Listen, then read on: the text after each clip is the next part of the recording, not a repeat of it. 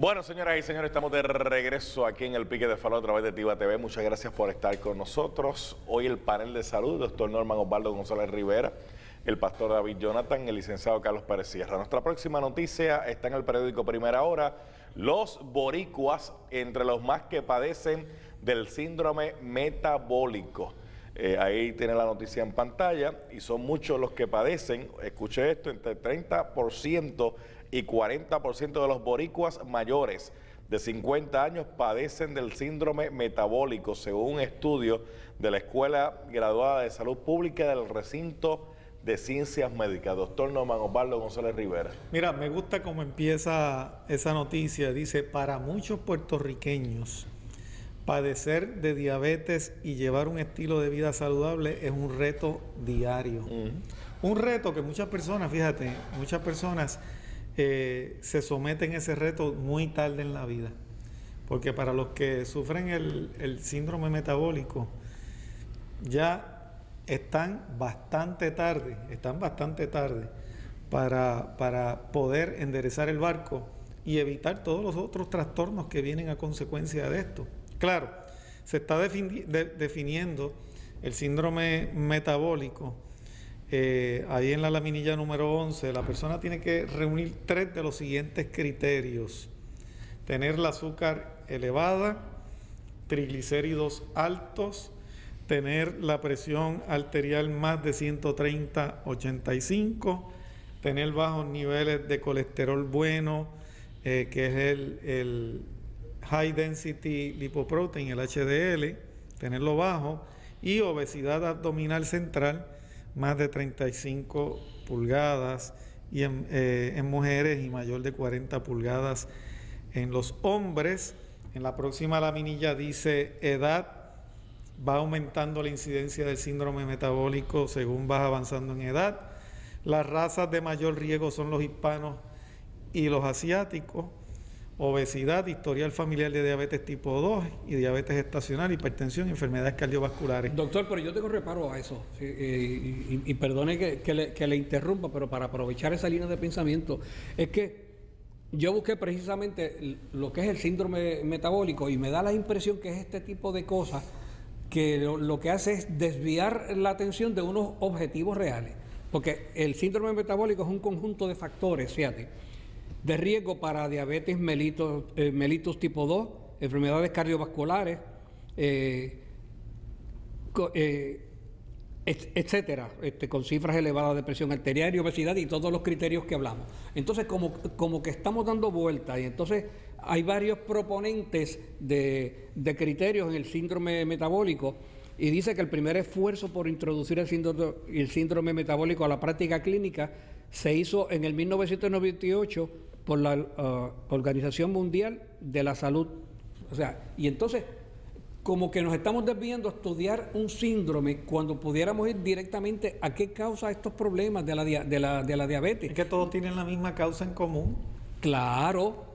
Eso. O sea, el síndrome se ha convertido como en un zafacón donde se recoge toda esta barbarie que se comete todos los días aquí en términos del estilo de alimentación, y entonces al punto que 30-40% de los boricuas mayores de 50 años padecen del síndrome metabólico.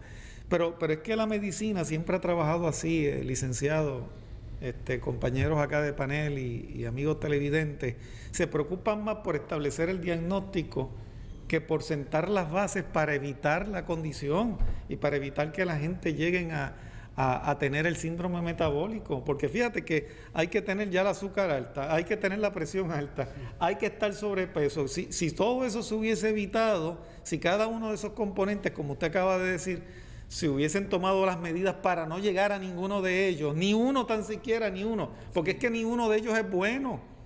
Claro. ¿Ves? Entonces te ponen el síndrome como si el síndrome fuera, pues es la suma de todas estas cosas. Ajá. Y qué malo que tiene el síndrome metabólico. Si tiene 3 de 5, se hace, es como un examen que tú coges 3 de 5. Exacto. Si tienes 3 criterios de 5. No, y ya eres parte de las estadísticas, fíjate, ya eres parte, ya cuando caes dentro del síndrome metabólico, pues ya estás dentro de la estadística de lo que se considera normal dentro de la población latinoamericana y asiáticos o del club aquí en Puerto Rico.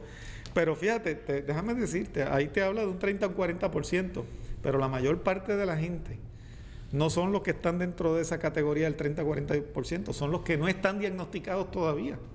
O sea que ahí aparece un 30 o 40%, pero hay más allá sin diagnosticar que los que están diagnosticados. Porque te digo yo, 75% de los pacientes que yo atiendo en el instituto todos los días reúnen más de 2, 3 o hasta 4 o hasta los 5 criterios que menciona ahí el asunto del síndrome metabólico. Igual que los locos. Hay más locos que los que están contabilizados ya. No, y ya tuviste que la noticia anterior hablaba de que los niños están teniendo esos problemas ya. Sí. ¿Cuántos niños ya están sobrepeso, tienen el azúcar alta, tienen el colesterol alto? Lo acabamos de leer en la noticia anterior, o sea que ya son parte de esto.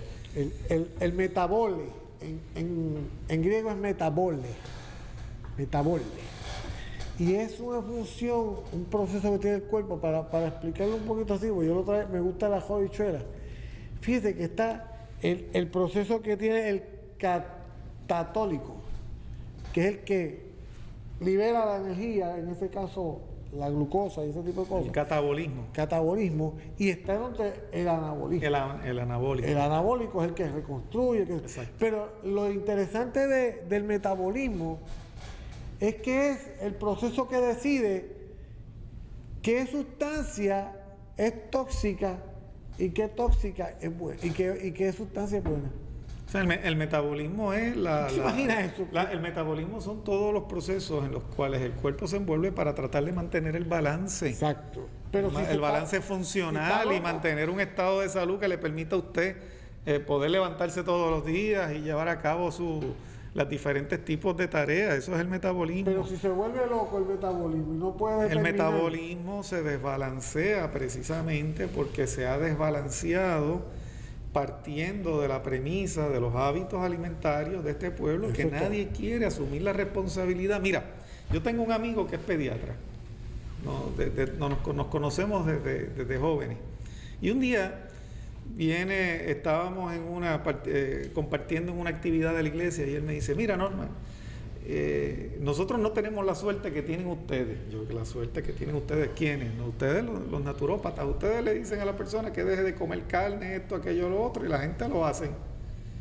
Y a nosotros nos da trabajo que el niño tome más agua o que sustituya el agua los refrescos por agua. Y yo le digo, ¿tú sabes por qué? Porque precisamente por muchos años ustedes no han hecho lo que tenían que hacer. Si ustedes hubiesen sentado las premisas de que para que hubiese una buena salud tenía que empezar allí en la mesa o desde que se hace la compra e instruyeran a los padres, ustedes no tenían que tratar de convencer a nadie de que hicieran los cambios que tienen que hacer o posiblemente tendrían el respeto de la comunidad cuando ustedes le dicen que tiene que bajar de peso, que tiene que evitar comer esto, aquello, lo otro, pero el problema es que como nunca se lo han dicho, ahora cuando tratan de decírselo, pues no le creen. Too late. Es too late, ¿verdad? Imagínate, ese niño que yo me acuerdo, yo me acuerdo cuando yo estaba haciendo una de mis prácticas que en una de las salas de emergencia lo primero que había era una gaveta allí llena de paletas para cuando iban a los nenes allí le daban una paleta o le daban los mismos dentistas la paleta. Imagínate qué clase con qué moral después si le dieron una paleta, con qué moral le van a decir que el azúcar de la paleta hace daño. Después dice, te ven 2 semanas y le dan la paleta. O sea, no se ha creado ese respeto y no se le ha dado la importancia porque todavía, y no digo todos porque hay muchos médicos que ya están conscientes de lo importante que es el cambio en la alimentación y están instando a sus pacientes a hacer cambios en la alimentación. Inclusive, he recibido en estos días muchos pacientes que han sido recomendados por el mismo médico, mira, ve al naturópata para que te ponga un régimen alimentario, como quien dice, mira, yo no me voy a meter con eso, pero por lo menos vete allí para que te hagan las recomendaciones debidas para que puedas salir de ese problema. O sea, que todavía aún así, fíjate, ellos directamente no le dicen, mira, deja de comer carne y deja de comer azúcar y fritura y grasa, todo eso. Por lo menos le están diciendo ahora, vete al nutricionista y en algunas ocasiones vete donde el naturópata. Pero en el remedio hay más dinero que en la prevención. Mucho más dinero. En el remedio en el remedio hay más dinero para hacer que en la prevención. Yo creo que si todo el pueblo estuviera saludable, habría mucho más dinero que Habría más disponible, producción, habría más recursos, habría más producción y de alguna forma le iba a llegar lo que Papá Dios tiene para ti, te va a llegar si tú mantienes a esa gente y lo que están gastando en saludable. remedio se lo estuvieran ahorrando. Pues, pero en ese sentido, pues precisamente no podemos esperar a definir un síndrome, porque un síndrome son muchos factores. Tenemos que ir a cada uno de esos factores que ahora se han agrupado en ese síndrome para ir para prevenir cada uno de esas Por cosas. eso fue que dije que cada uno de ellos es malo en sí mismo. Claro. Porque tener los niveles bajos de HDL es malo, porque el HDL es el que limpia las arterias y trae la grasa de las arterias para el hígado. Es el colesterol bueno. Le llaman colesterol bueno, pero no es colesterol, es un transporte, es una lipoproteína que transporta colesterol de las arterias hacia el hígado. Okay. ¿Ves? La presión en sí misma no es buena, la alta presión. Claro que hay situaciones en las cuales la presión tiene que subir como parte de un proceso compensatorio en el organismo, porque si todo el mundo tuviera un switch ahí que le fijáramos a 120-80, cuando la gente se le tapan las arterias y le deja de llegar oxígeno al cerebro, caerían con un síncope.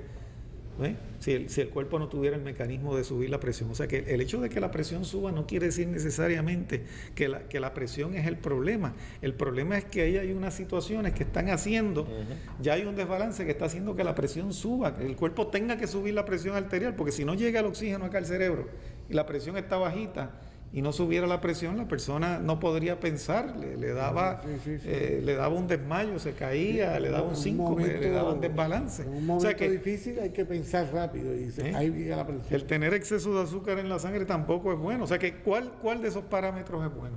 Ninguno. Entonces nos fijamos en el síndrome, wow, tú sabes, como quien dice, y llegará el momento en que puedan haber y hacer síndrome de 10 cosas más. Y yo no sé cómo le llamen, el síndrome del puertorriqueño. El combo agrandado. Vamos a hacer la pausa. Regresamos en breve.